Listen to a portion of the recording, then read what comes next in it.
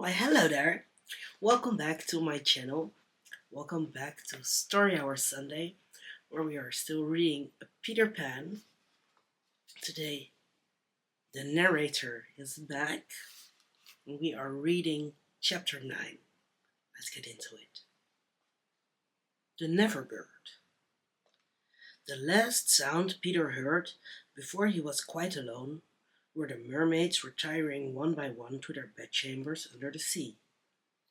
He was too far away to hear their doors shut, but every door in the coral caves where they live rings a tiny bell when it opens or closes, as in all the nicest houses on the mainland. And he heard the bells.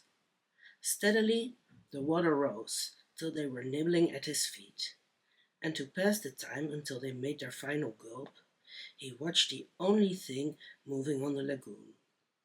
He thought it was a piece of floating paper, perhaps part of the kite, and wondered idly how long it would take to drift ashore. Presently he noticed as an odd thing that it was undoubtedly out upon the lagoon with some definite purpose, for it was fighting the tide, and sometimes winning. And when it won, Peter, always sympathetic to the weaker side, could not help clapping. It was such a gallant piece of paper. It was not really a piece of paper. It was the Neverbird, making desperate efforts to reach Peter on her nest. By working her wings in a way she had learned since the nest fell into the water, she was able to some extent to guide her strange craft. But by the time Peter recognized her, she was very exhausted. She had come to save him, to give him her nest, though there were eggs in it. I rather wonder at the bird, for though he had been nice to her, he had also sometimes tormented her. I can suppose only that, like Mrs. Darling and the rest of them, she was melted because he had all his first teeth. She called out to him what she had come for, and he called out to her what was she doing there. But of course neither of them understood the other's language. In fanciful stories, people can talk to the birds freely, and I wish for the moment I could pretend that this was such a story, and say that Peter replied intelligently to the Neverbird. But truth is best, and I want to tell only what happened. Well, not only could they not understand each other, but they forgot their manners.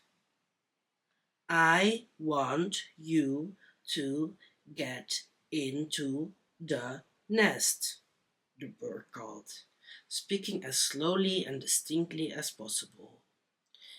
And then you can drift ashore, but I am too tired to bring it any nearer, so you must try to swim to it.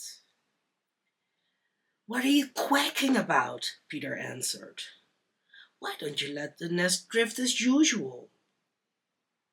I want you, the bird said, and repeated it all over. Then Peter tried, slow and distinct. What are you quacking about? And so on. The Neverbird became irritated. They have very short tempers. You dunder-headed little jay, she screamed. Why don't you do as I tell you? Peter felt that she was calling him names, and at a venture he retorted hotly, So are you! Then, rather curiously, they both snapped out at the same remark. Shut up! Shut up! Nevertheless, the bird was determined to save him, if she could, and by one last mighty effort she propelled the nest against the rock. Then up she flew, deserting her eggs so as to make her meaning clear. Then, at last he understood, and clutched the nest and waved his thanks to the bird as she fluttered overhead. It was not to receive his thanks, however, that she hung there in the sky. It was not even to watch him get into the nest.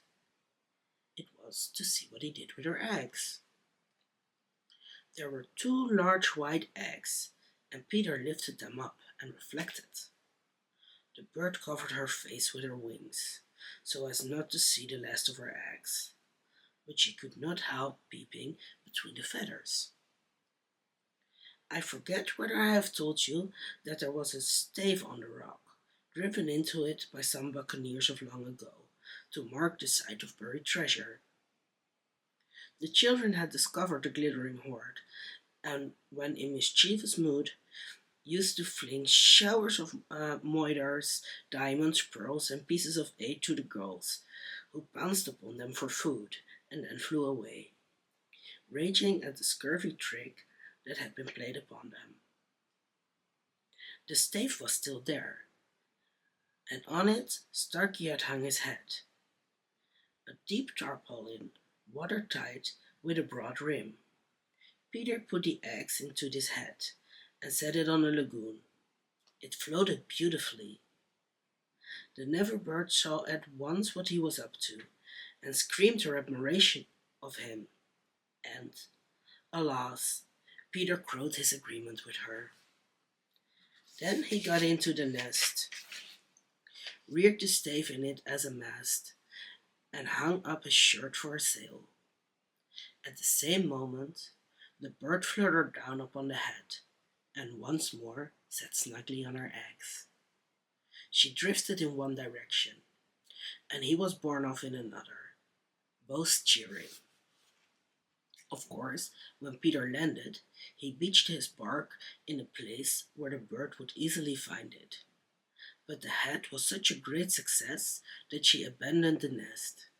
It drifted about till it went to pieces, and often Starkey came to the shore of the lagoon, and with many bitter feelings watched the bird sitting on his head.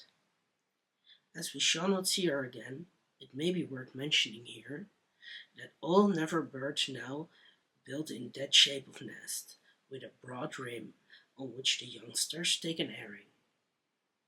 Great were the rejoicings when Peter reached the home under the ground almost as soon as Wendy, who had been carried hither and thither by the kite. Every boy had adventures to tell, but perhaps the biggest adventure of all was that they were several hours late for bed.